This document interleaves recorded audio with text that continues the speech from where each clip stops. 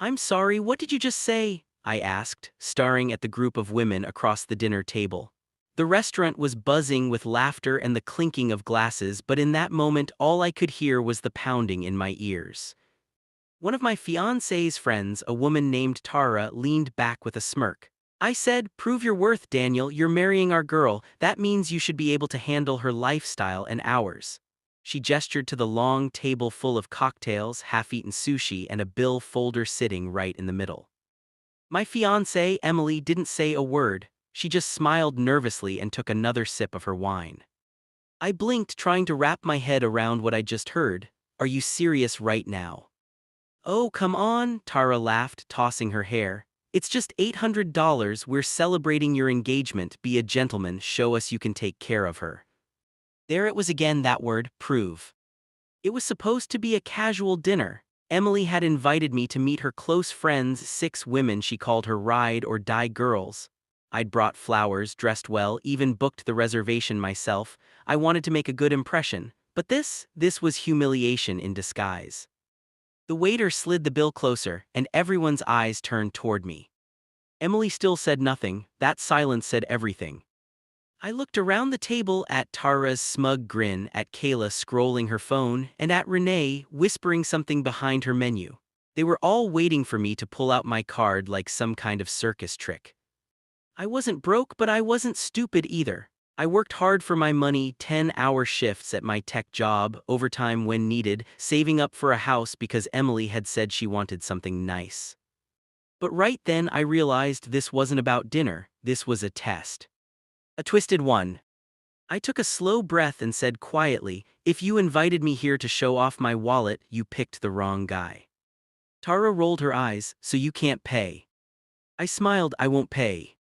The table went silent. Emily's face flushed red. "Daniel, can we not make a scene, please?" "Oh, so now it's me making the scene," I said, trying to keep my voice even. "Your friends literally just demanded I pay for everyone's meal like it's some initiation ritual, and you're just okay with that?" She sighed and looked down. "They're just joking, babe, don't be so uptight." "Does this look like a joke to you?" I motioned at the $800 bill. Tara scoffed, "Wow, Emily, I don't know, girl, if he's already this cheap before the wedding." I cut her off. "You don't get to talk about our relationship like you know anything about it." Her smirk faltered, "Excuse me."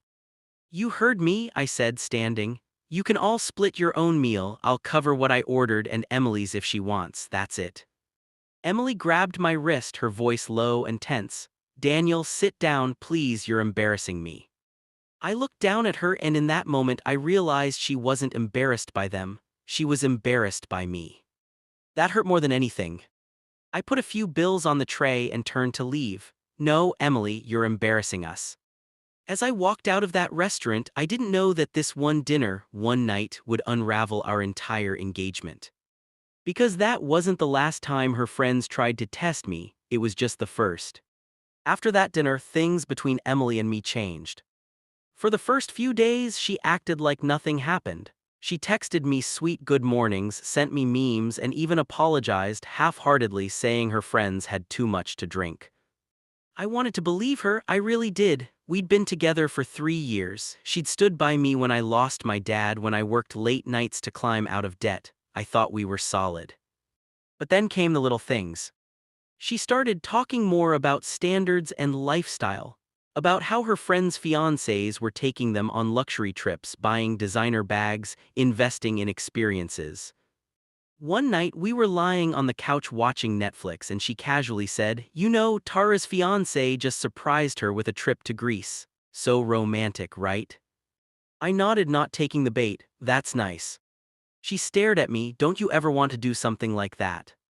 "Sure," I said, "when we can afford it." Her lips tightened. "You always say that."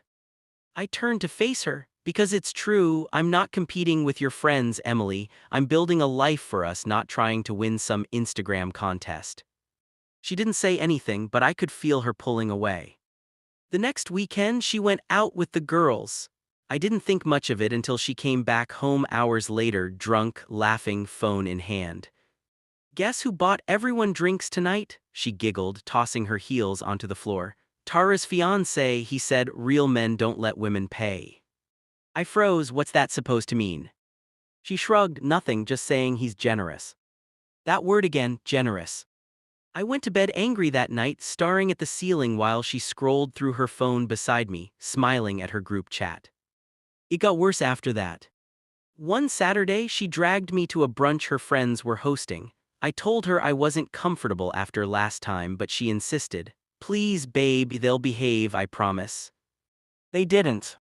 The moment I sat down, Tara gave me that same smirk. Look who decided to show up again, brave of you. Renee laughed. Maybe this time he'll actually treat us.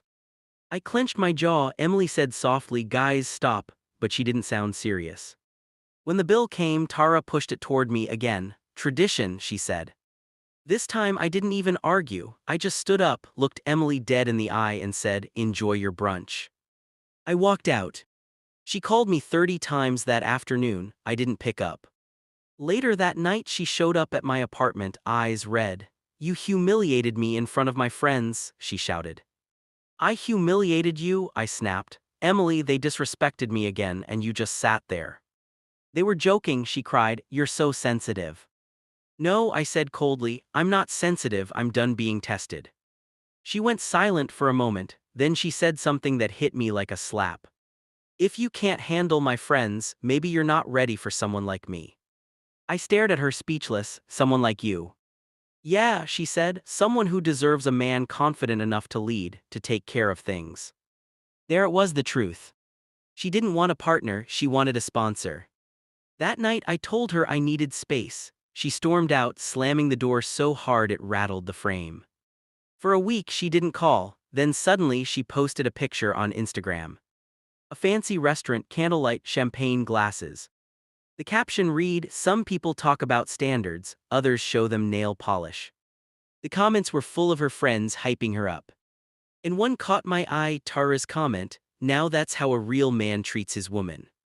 I felt my stomach drop. That's when I realized she was seeing someone else. I didn't message Emily after that post, I didn't even confront her, I just went quiet. Sometimes silence is louder than anger. 2 weeks later, I got a text from her out of nowhere. Can we talk? I ignored it. Then another came. It's not what you think, please meet me for coffee. Against my better judgment, I agreed. Part of me needed closure. She showed up looking nervous, no makeup, messy hair, a far cry from the polished version I used to know. Hey, she said quietly. I nodded, hey. She fidgeted with her cup. You probably saw the post, that wasn't a date, it was Tara's idea. She said I needed to show you what you were missing. I raised an eyebrow, by pretending you were out with another guy. Her eyes filled with tears. I didn't mean for it to go that far. She said you'd text me that it'd make you jealous, but then everyone started commenting and I didn't know how to stop it. I leaned back, so you let the whole internet think you replaced me just to make a point. She nodded weakly. That's when I realized she wasn't sorry for what she'd done, she was sorry it didn't work. Emily, I said softly, you don't need to prove your worth to your friends and I don't need to prove mine to them either. The sad part is you let them define what love should look like for you. Her eyes welled up. I messed up, Daniel, I really did. I thought I wanted that lifestyle, but it's fake. Tara and the rest, they're all miserable. Their fiancés cheat, they fight all the time, they just hide it behind fancy dinners and filters. Yeah, I said quietly, because pretending is easier than being real. She reached across the table. Can we try again? I looked at her hand, then at her face. And for a moment I saw the girl I'd fallen in love with, kind, hopeful, simple, but that version of her was gone. I think we want different things now, I said. Tears spilled down her cheeks, so that's it.